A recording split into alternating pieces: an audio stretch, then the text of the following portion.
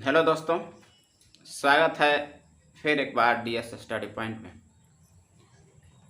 आइए आज हम लोग बात करेंगे कि जो हमारे यहाँ पंचायत इलेक्शन का जो माहौल चल रहा है उसमें मुखिया कैसे बनते हैं। ये व्यवस्था जो है, ये व्यवस्था जो कहाँ से उत्पन्न हुई, ये जो आप व्यवस्था देख रहे हैं वो कैसे उत्पन्न हुई, ठीक है, क्यों उत्पन्न हुई, ठीक ना। तो आइए आपको बताते हैं कि इस प्रकार से जो है पंचायत का जो व्यवस्था है वो कैसे उत्पन्न है, ठीक ना। तो सबसे पहले अगर बात किया जाए पंचायती राज व्यवस्था के मित्रों, तो इसका जो है प्रभाव कब शुरू किया गया था, तो बलवंत राय मेहता समिति के आधार पर इसे दोस्तों लागू किया गया था। बलवंत राय मेहता समिति के आधार पर इसे लागू किया गया था, ठीक ना। सबसे पहले बात किया जाए तो लागू क्यों किया गया था, तो हमारी जो प्रशासनिक ढांचा थी, जैसे जिला स्तर पर जो प्रशासनिक ढांचा काम करते हैं डीएम स्तर पे, उसके बाद ब्लॉक स्तर पर जो वीडियो काम करते हैं, उसके बाद जो हमारे सांसद होते हैं, तो उससे पता चला कि जो हमारी सुविधाएं हैं वह सुविधाएं जो है ग्रामीण जनता के पास नहीं पहुंच पा रही है, एक आम नागरिक के पास नहीं पहुंच पा रही है, ठीक ना। इसके लिए जो है व्यवस्था की गई कि एक आम नागरिक के पास सभी सुविधाओं को कैसे पहुंचाया जाए, ठीक। इसी सुविधाओं को पहुंचाने के लिए बलवंत राय मेहता समिति ने सिफारिश से जो है इस व्यवस्था को 1959 में जो है सबसे पहले मित्रों जो है लागू किया गया था। कहाँ पे लागू किया गया था, तो मित्रों राजस्थान में लागू किया गया था। कहाँ पे लागू किया गया था मित्रों, तो आपको जो है बताते चले कि राजस्थान में जो है मित्रों लागू हुआ था, ठीक ना। नागौर जिला में लागू हुआ था। कब लागू हुआ था, तो 1959 में। कब लागू हुआ था, 1959 में लागू हुआ था। इसको लागू सबसे पहले किसने कराया था मित्रों, तो जो है उसमें तत्कालिक जो है भारत के प्रथम प्रधानमंत्री जो थे हमारे माननीय पंडित जवाहरलाल नेहरू ने लागू करवाया था नागौर जिला में राजस्थान में पंचायती राज व्यवस्था को, ठीक ना। और इसे बाद में जो है इस अनुच्छेद में जोड़ दिया गया, ठीक ना। 1992 में जो है मित्रों इसे 73वां संविधान संशोधन करके इसमें जोड़ दिया गया और आर्टिकल 243 में इसे ऐड कर दिया गया। आर्टिकल 243 में इसे ऐड कर दिया गया और भाग 11 में इसे जो है जोड़ दिया गया, ठीक ना। भाग जो है 11 में इसकी व्यवस्था की गई और आर्टिकल 243 में इसका वर्णन है।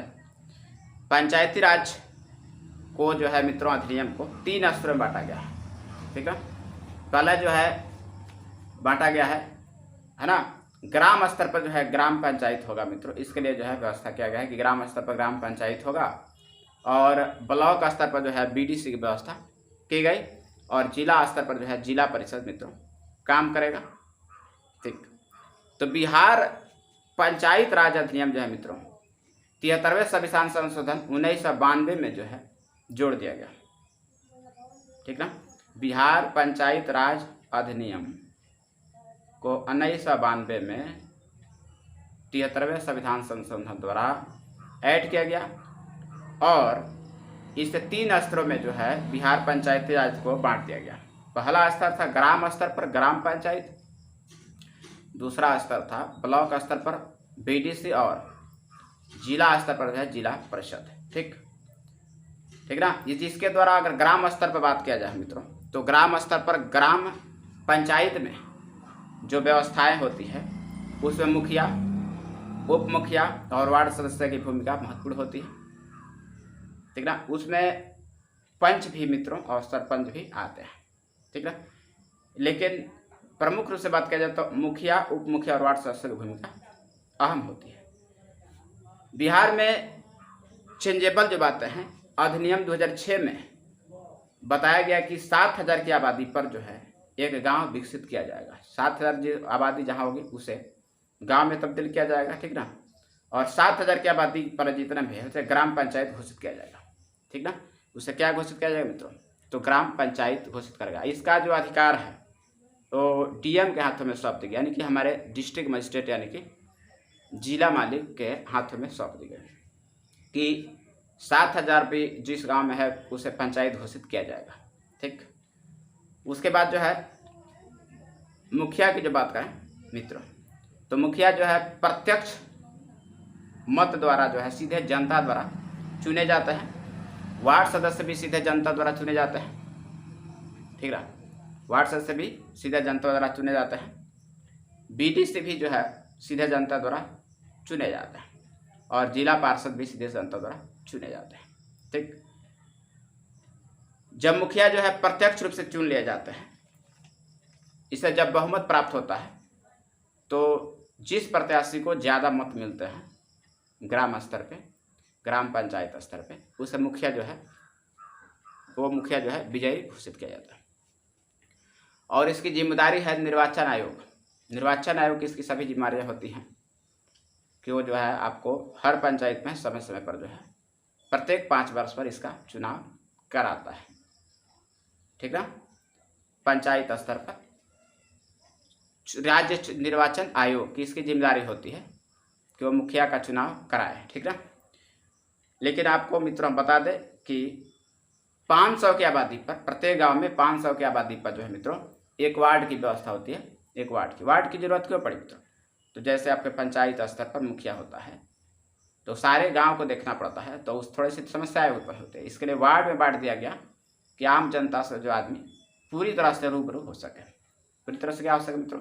तो आम जनता से पूरी तरह से जो है जुड़ सके, जिससे आम जनता को भी सुविधाएं जितनी भी है वो मिल सके। ठीक है, और इसमें 1992 में आरक्षण की व्यवस्था भी की गई। बताया गया कि 50% जो है SC ST OBC और महिलाओं के लिए सीटें जो है इसमें आरक्षित रखी जाएगी। 50% जो है महिलाओं के लिए, OBC ST इत्यादि के लिए जो है क्या हो गया मित्रों, तो आरक्षण की व्यवस्था की जाएगी। ठीक ना, अगर मुखिया की बात करें तो हमें बताया हमने कि पंचायत में जो है निर्वाचन आयोग का कर्तव्य है चुनाव कराना। चुनाव सिंबल निर्वाचन आयोग देता है, राज्य निर्वाचन आयोग। ठीक ना, उसमें प्रत्यक्ष मतदान द्वारा जो है मुखिया चुन ले जाते हैं। जिसको ज़्यादा बहुमत मिलता है वो मुखिया चुने जाते हैं। ठीक, अगर मुखिया के हम हटाने की बात करें तो मुखिया मान लीजिए अगर मृत्यु हो गई, त्याग पत्र मुखिया ने दे दिया या अयोग्य हो गया, तो उसे जो है कार्यपालक पदाधिकारी जो है, जैसे जिला में बैठे रहते हैं जिला कार्यपालक पदाधिकारी, उसी के हाथ में होता है। वैसा भी जो है वार्ड सदस्यों को बुलाता है और उसमें से एक जो है 15 दिनों के अंदर उप मुखिया का चुनाव कराता है। उप मुखिया का चुनाव कराता है। ठीक ना, और वही इसकी जिम्मेदारी जो है मुखिया का संभालता है। ठीक, लेकिन एक व्यवस्था है मित्रों कि जब मुखिया शपथ लेता है तो 2 साल के अंदर उस पर आप जो है महाभियोग नहीं लगा सकते, यानी आप पद से नहीं हटा सकते हैं।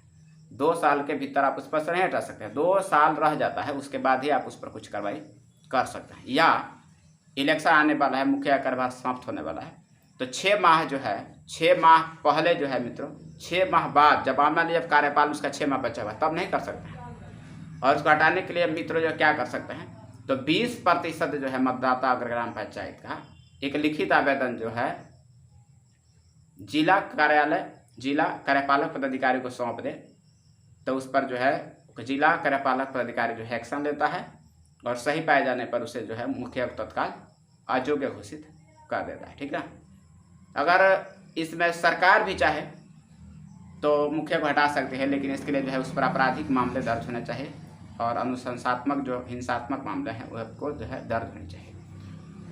इस प्रकार से जो है मुखिया को हटा सकते हैं। इस प्रकार से मुखिया क्या हो सकता है मित्रों, तो हट सकता है। ठीक ना, इस प्रकार से मुखिया मित्रों क्या हो सकता है, हट सकता है। ठीक ना, लेकिन मुखिया जो मान लीजिए आप शपथ ग्रहण कर लिए, तो मुखिया शपथ ग्रहण कर लिए तो उसका काम क्या है।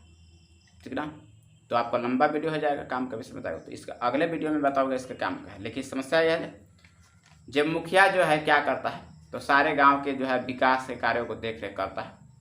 ठीक ना, और विकास के कार्यों क्या करता है मित्रों, देख रेख। तो उसका कर्तव्य है कि प्रत्येक 6 माह में जो है 2 बार बैठक जो है अवश्य जो है बुलाएगा। उस बैठक में कम से कम 50% सदस्य जो है वार्ड सदस्य शामिल होना चाहिए। ठीक ना, वार्ड सदस्य क्या होना चाहिए, शामिल होना चाहिए। ठीक ना, 50% जो है आपका 100% जो है शामिल होना ही चाहिए। वार्ड सदस्य की जो व्यवस्था है मित्रों, कम से कम एक पंचायत में 500 आबादी पर जो है एक वार्ड सदस्य होता है, तो कम से कम जो है एक पंचायत में 11 जो है कम से कम जो वार्ड सदस्य होने चाहिए। ठीक, वार्ड सदस्य जो है मिल करके एक उप मुखिया का चुनाव करते हैं। उप मुखिया का चुनाव करते हैं। यही उप मुखिया जो है किसी भी, जैसे नल जल योजना हो गया, उसका सचिव बन सकता है। ठीक ना, नल जल योजना है उसका सचिव बन सकता है। और भी बहुत ज़्यादा काम है, वर्क है, जिसका जो है वो सचिव बन सकता है और उसके कार्यों को जो है देखरेख कर सकता है। ठीक ना, आपके जो क्षेत्र में मेन समस्याएं हैं वो प्रमुख रूप से वार्ड सदस्य ही सुनते हैं और इस समस्याओं को वो सीधे मुखिया के पास जो है लिखित रूप से जो है ले जाते हैं और उसका जो है विकास उस वार्ड का होता है। ठीक ना मित्रों, अब बात करेंगे इसके विषय में नेक्स्ट वीडियो में, जो मुखिया जो है उसका कर्तव्य क्या है। ठीक, लेकिन आपको बता दें मित्रों, जो पंचायती राज अधिनियम जो अभी मैंने बताया कि 2006 में संशोधन हुआ था, तो उसमें बताया गया कि 7,000 जितने भी अगर कोई आबादी है ग्रामीण इलाके की, तो उसे गांव जो है डीएम घोषित कर सकता है।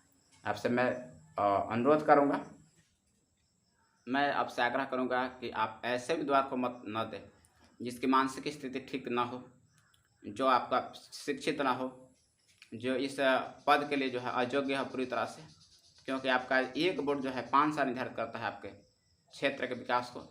अगर आप ऐसा करते हैं तो आप जो है 5 साल पीछे जा सकते हैं। इसीलिए आप जो है सही, सुयोग्य, कर्मठ, ईमानदार, शिक्षित और जो सामाजिक रूप से सही हो, उनकी इसकी मानसिक स्थिति बिल्कुल सही हो, वैसे ही उम्मीदवार को जो है वोट जरूर करें। जय हिंद।